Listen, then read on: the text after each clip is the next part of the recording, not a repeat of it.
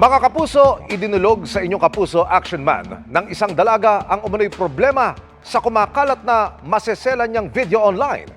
Inilapit natin siya sa PNP Anti-Cybercrime Group. Nakababakala ang sumbong na natanggap ng inyong kapuso action man mula sa 18 anyos na biktimang itago natin sa pangalang Stella. Kumalat niya ang kanyang mga pribadong video. Nagulat po ako, may nag-send po sa akin na friend ko na may kinakalat daw po yung girlfriend ng lalaki.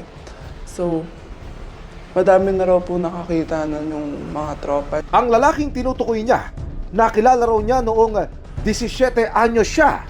Natutulog daw po kasi yung lalaki. Tapos po, kinalkal po yung cellphone ng lalaki ng girlfriend. Kinukumpleto mo na ikaw yung nasa. Mas mataas yung galit ko kaysa yung lungkot. Ang kinakalat po ng girl is yung information ko. Walang ibang hiling ngayon si Stella kundi ang maasampakan ng kaso ang utak sa pagpapakalat ng pribadong video.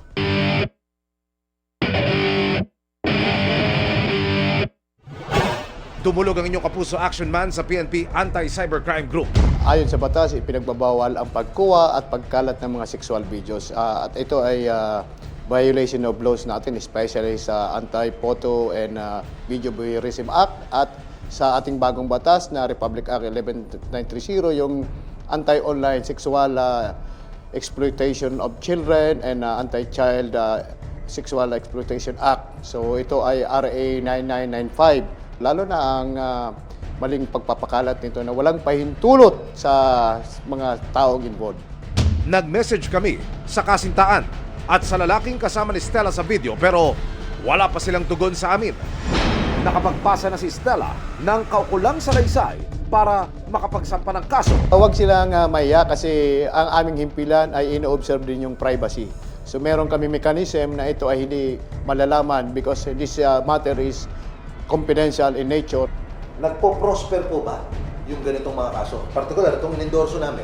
Yes, nagpo-prosper ito. So, lalong-lalo na ang ating mga complainant ay talaga aktibo yung nagpa-participate sa court hearing.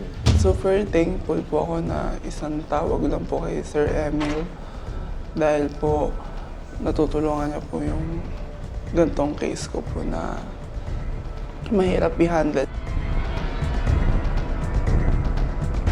Tututukan namin ang sumbong na ito. Para sa inyong mga sumbong, pwedeng mag-message sa Kapuso Action Man Facebook page o magtungo sa GMA Action Center sa GMA Network Drive, Corner Samar Avenue, Diliman, Quezon City.